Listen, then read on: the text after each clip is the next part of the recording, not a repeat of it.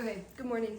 I wanted to share what I've learned yesterday in my lovely Silk Road book that makes so much sense, but I had actually never heard of it before. So in the 620s, Muhammad has created the religion of Islam, and he's using it to go on this military campaign throughout the region in southern Arabia that would have been Persia at the time.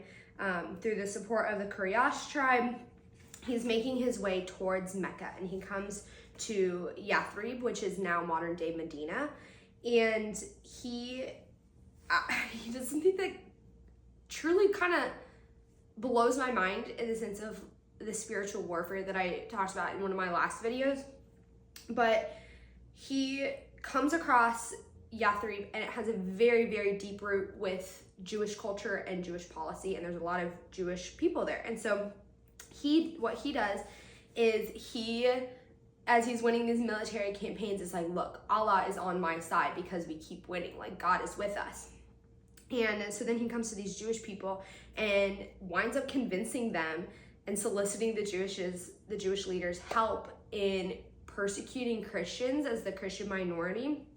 And Muhammad was eager to conciliate with the Jews of southern Arabia, starting with the elders of Yathrib, for a systematic persecution of the Christian minority. So he creates this common enemy. The Jewish leaders do not like Jesus, because the Christians, because they do not believe Jesus is the Messiah. Muhammad doesn't like Jesus because that's not what he's out there preaching. So he's creating this common enemy of Christianity in the region to gain a military control over Yathrib.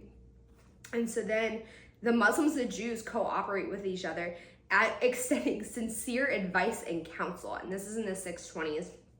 And word soon began to spread among Jewish communities that Muhammad and his followers were allies.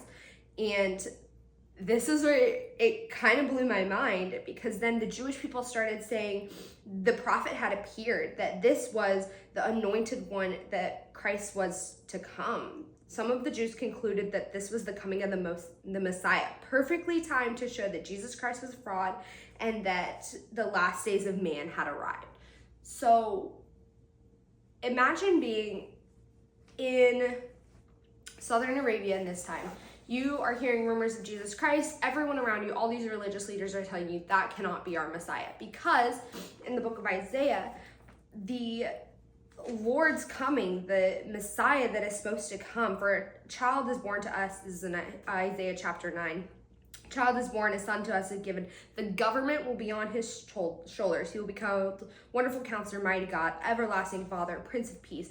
Of the greatness of his government and peace there will be no end. He will reign on David's throne and over his kingdom, establishing and upholding it with justice and righteousness from that time on to forever. The zeal of the Lord Almighty will accomplish this. So if you are in Jewish culture and you've heard, literally only one bit of the prophecy of the coming Messiah, but if you've heard all of that, it sounds like you are looking for a guy that is going to win some wars, and he's going to take over control. He's going to reign on David's throne over this kingdom, establishing it. And it's a lot of kingdom rhetoric. And so Jesus Christ did not fit with the rhetoric that the Jewish people believed, because they thought they were looking for a king to come and conquer these lands. And so I think it's absolutely fascinating that Muhammad absolutely takes advantage of this by saying, look, I am taking over these campaigns exactly how your prophecies have foretold it to be.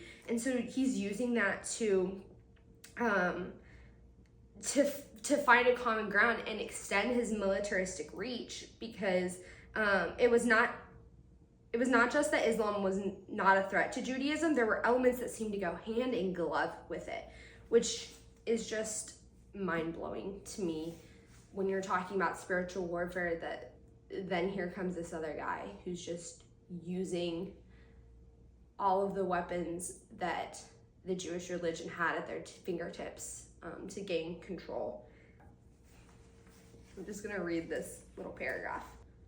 There was heated speculation as to what was going on, that this might be the fulfillment of ancient prophecies. They were saying that the prophet had appeared, coming with the saccharins, and that he was proclaiming the advent of the anointed one, that Christ was to come. This, some Jews concluded, was the coming of the Messiah, perfectly timed to show that Jesus Christ was a fraud and the last days of man had arrived.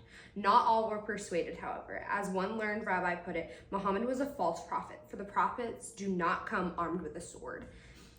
And that, I think, just speaks so truly to the spiritual warfare that's at hand. And so many of those elements have not died out to this day. Like, this is still something that's very, very relevant, especially in that region of the world. But I have just found it so fascinating that Muhammad's preaching fell on a fertile ground, and that he was able to use these military wins to justify his success and to attract new support and to band with Jewish leaders in the Jewish culture in the region to find a common enemy in Christianity, which furthered his own advancement, is just mind-blowing to me. Anyway, so thought I would share.